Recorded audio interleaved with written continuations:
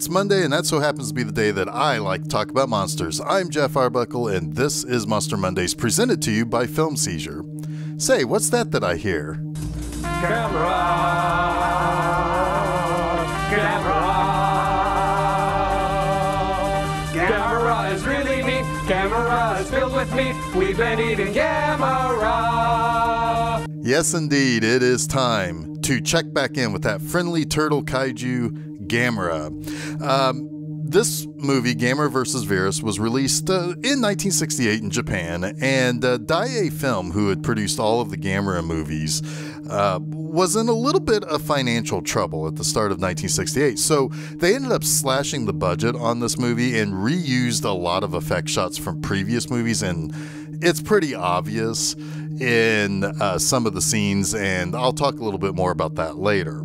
However, this was right around the time that a dividing line was being placed in the sand with these giant monster movies, particularly the ones from Japan.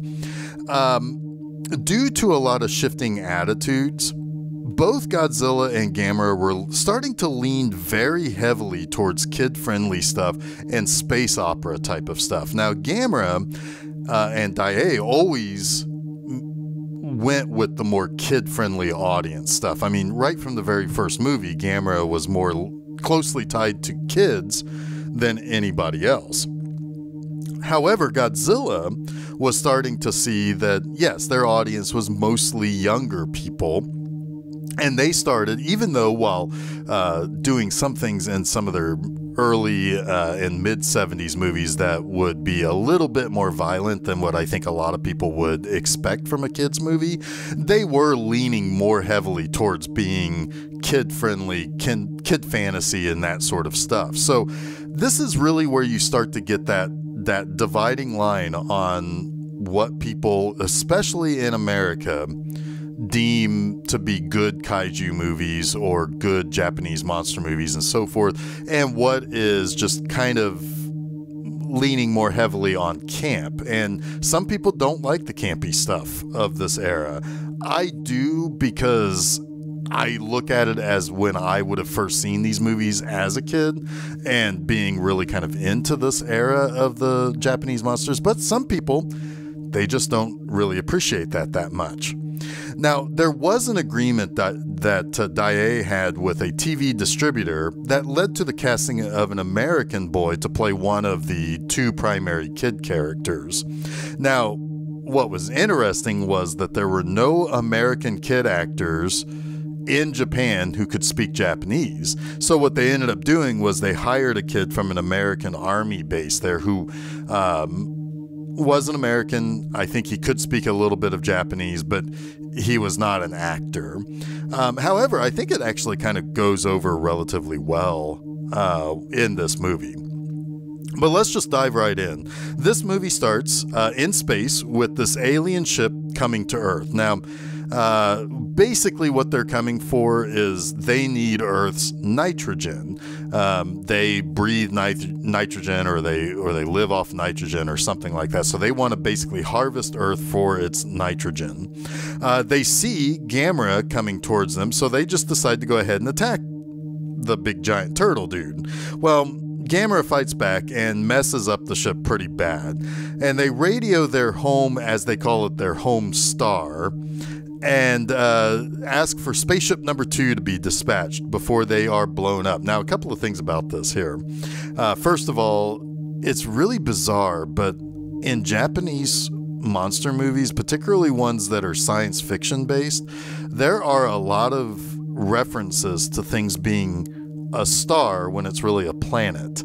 It is done a lot in an upcoming Gamera movie that I cannot wait to get to, which I'll get to a little bit later this year. But they start interchanging the word star with planet, and it's very peculiar, and it's something that always stands out very, very heavily to me. But I guess it kind of begins here. Anyway, the other thing that's really kind of cool is that as they are radioing for spaceship number 2 to be sent out, the aliens say, "We've been attacked by a monster and his name is," and the ship explodes, and flying towards the screen is the Japanese character translation for Gamera. It's a really kind of a cool little opening. It's nice and exciting, and it gives us something to really kind of leap right into the movie with. Now, after the credits, we go to Earth, and there's some, it's like a Boy Scout or Boys and Girl Scouts thing with a Japanese and an American troop kind of working together, and they're going to do this, they're going to study this thing. I don't know exactly what they're doing, but here's where we meet our main kids, and that's Masao and Jim. They are tricksters, these two, and they've gone AWOL. And what they've done is they're going to check out this little tiny sub that the troops are going to go and get like a lesson on, but they decide to go ahead and they hop in, and like the little jerks that they actually are, they mess up the controls, and they switch it so that when you press to go forward, it goes backwards, and when you press to go backwards, it goes forwards. And they think that they're just the bee's knees messing with this, and it's a little concerning, because if you think about it, a submarine is the last thing I want to not work properly, because I don't want to die of drowning ever. But these kids think it's really funny to mess with the controls of this thing. But so they kind of monkey about with the controls and whatnot. But when they rejoin the troops, both the American and Japanese troop, and both the Boy Scouts and I guess the Girl Scouts, although I don't really understand what the two troops really are meant to be, but they're going to go and they're going to watch the submarine demo. Now, this is really weird. There's a professor who is there who's created this little submarine that they can use to do some relatively deep exploration of this bay or of the ocean or wherever they want to take it. Well, they're going to first demonstrate how it works, and then 2 by 2 will let the children drive the submarine underwater. This seems like a terrible idea, but of course, the demonstration goes awry because the kids have switched the controls, and it's just this big old kind of silly slapsticky scene, which I would imagine would have played well to kids, particularly Japanese kids. I think they really kind of get into this kind of style of comedy, but it's silly, and all I can think about is how absolutely freaking dangerous this is, but I digress. Spaceship number 2 is closing in on Earth, and the kids end up, the two kids, Masao and Jim, end up like talking their troop leader and the scientist into letting them pilot the submarine. They say, hey, we know how to run this thing, even though it's all whacked out and opposite of what you expect. And so they were like, yeah, sure, the kids know what they're doing. And they let the kids go out, and while the kids are kind of submarining around, they come across Gamera, and they have a little bit of fun with the big giant turtle dude. Well, the aliens are looking for Gamera because they know that Gamera was what was used to blow up spaceship number 1. And so spaceship number 2 finds Gamera. He traps them with like under this dome, and it traps the kids with them, or with Gamera as well. But Gamera lets the kids out, and the aliens then go into this long sequence of scanning Gamera's memories. And I'm not kidding. This is a very large portion of the movie. Like, I think in the extended, quote-unquote extended US version of this that was shown on TV here, I think this is like 20 minutes of screen time of getting a clip show and highlights from previous movies.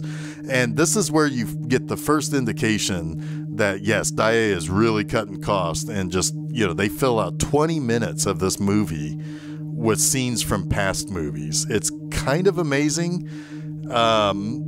But I have more to talk about that here in a little bit.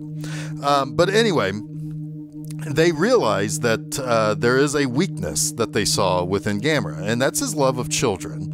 So they decide to kidnap Masao and Jim, and basically tell Gamera that if he attacks the ship, that they will kill the kids. So they basically order Gamera to land.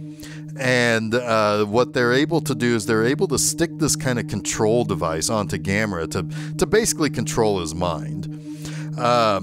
However, the aliens also want the kids to help keep Gamera under control just in case the little brain controller thing doesn't work. Now, basically they say, hey kids, you can roam around the ship all you want. And by the way, the ship is controlled by your thoughts. So if you need something to eat, just tell it what you want to eat. If you want something to drink, just tell it what you want to drink.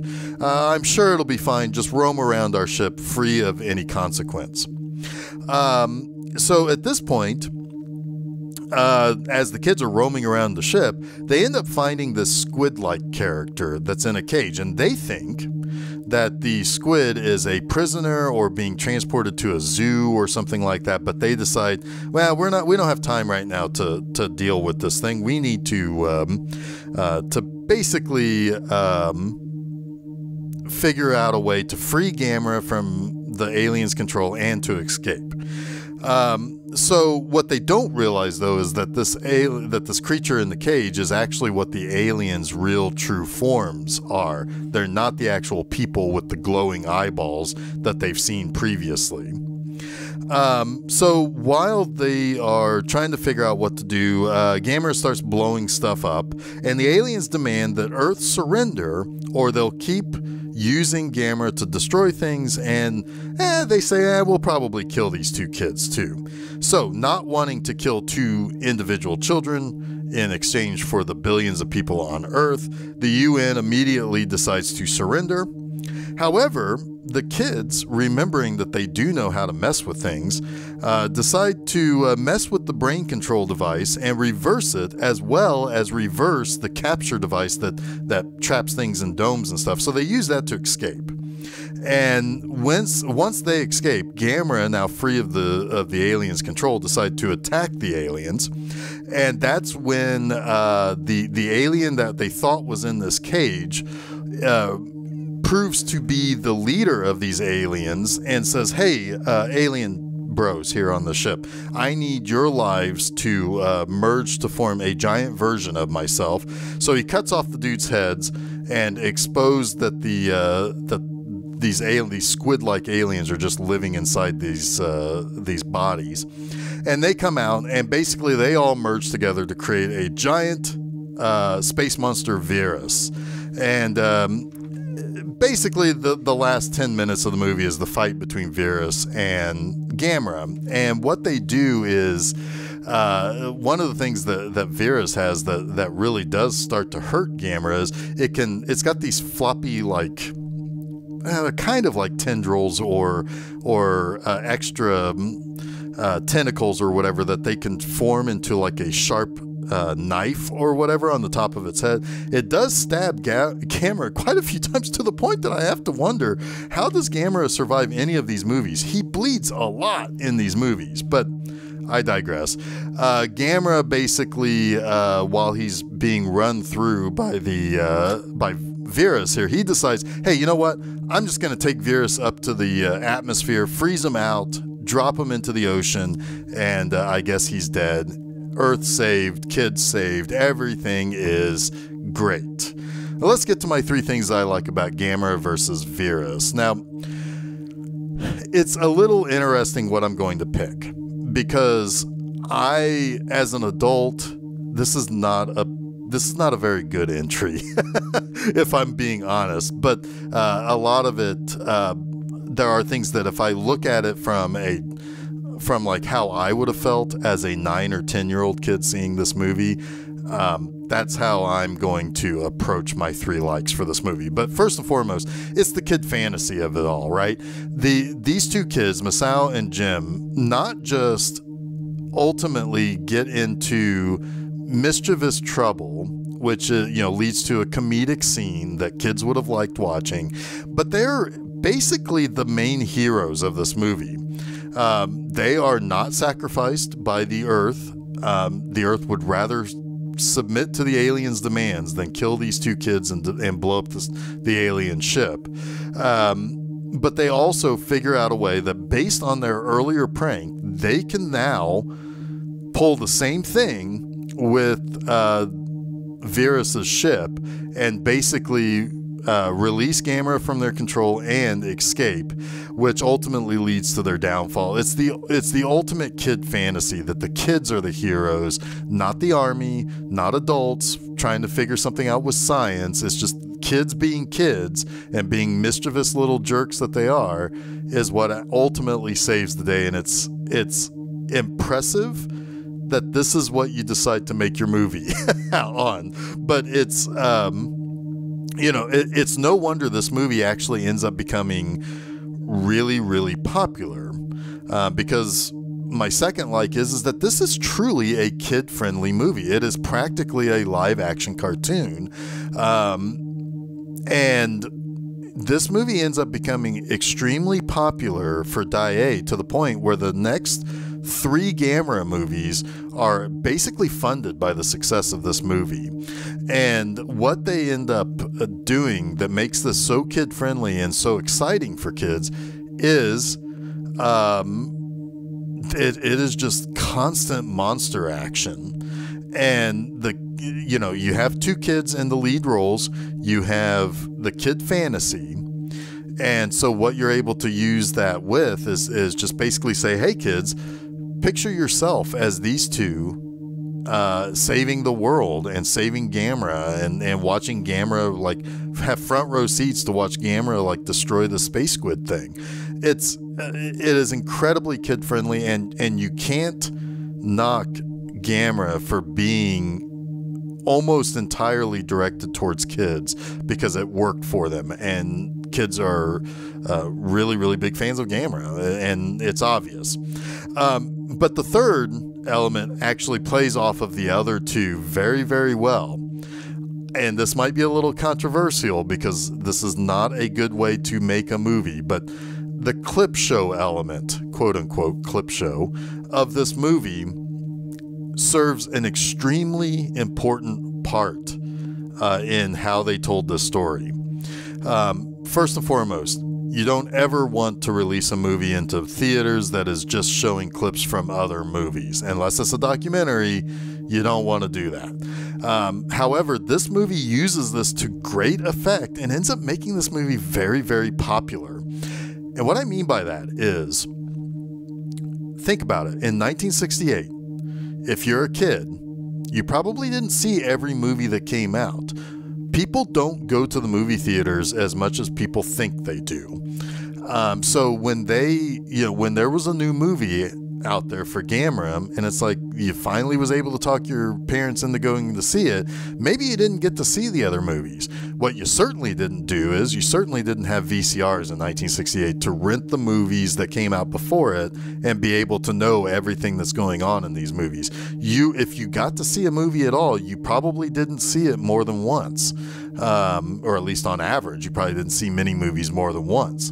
So the clip show element is able to inject more monster action by just simply having the aliens review the memories that Gamera had. And so you can just cram it full of monster action, and kids are going to want to see that. And this is a movie that kids may want to see more than once. And they don't need to have seen the other movies in the series because you're getting all the highlights in it. For kids in America, this movie did not play in theaters over here, but it did play on TV. The version that I watched was the TV cut because it was 90 minutes, which means that there's a half an hour of commercials or whatever. This is essentially just Saturday morning entertainment for kids for a 2-hour block. And of course that's going to make the movie popular, and of course it's going to make kids want to see not just the other movies when they can, but be able to see the next movies that come out. This thing is so loaded with monsters that of course it made it kid friendly, and it also allowed the kids to buy into the kid fantasy of it all. It's not the right way to make a movie. It's not a fair way to charge people for a movie ticket, but it is very effective, and children will flock to this because they are getting far more monster action than they would have gotten in the previous movies and that they would have gotten from a Godzilla movie at the same time. So it's one of those things. It's very controversial to say that I appreciate the clip show element, but at the same time, it was a great business move by Daiei. And if I was a kid watching this movie in 1968, I would have been wowed by it, because it's like, wow, I'm getting to see the other movies within this movie, and all it is just the monster highlights. So I appreciate that. It's not the right way, again, to make the movie, but I do appreciate that. So that wraps up this week's Monster Mondays. Don't forget to check out new episodes of Film Seizure every Wednesday, and a new installment of Monster Mondays each Monday on filmseizure.com, as well as places where fine podcasts are found, like SoundCloud, Apple Podcasts, Google Podcasts, Stitcher, TuneIn, Spotify, and now on Amazon through Audible. You don't need a subscription for that. You can just listen to it straight from there. Additionally, you can hop on over to our Facebook and Twitter to follow us by just searching for Film Seizure. And while you're at it, head on over to my website, bmovieenema.com, and read new text articles and reviews each and every Friday morning. And then if you want to watch a movie, there's now an episodic B-Movie Enema series that you can watch on YouTube. New episodes will be coming out every Saturday from January 2nd to March 27th, 2021. So come watch a full movie with me on YouTube by searching for B-Movie Enema, or you can just check it out on the B-Movie Enema website. Go over to YouTube while you're at it right now. You can subscribe to the B-Movie Enema channel by just searching for that right there on YouTube. So until next week, everybody, stay spooky.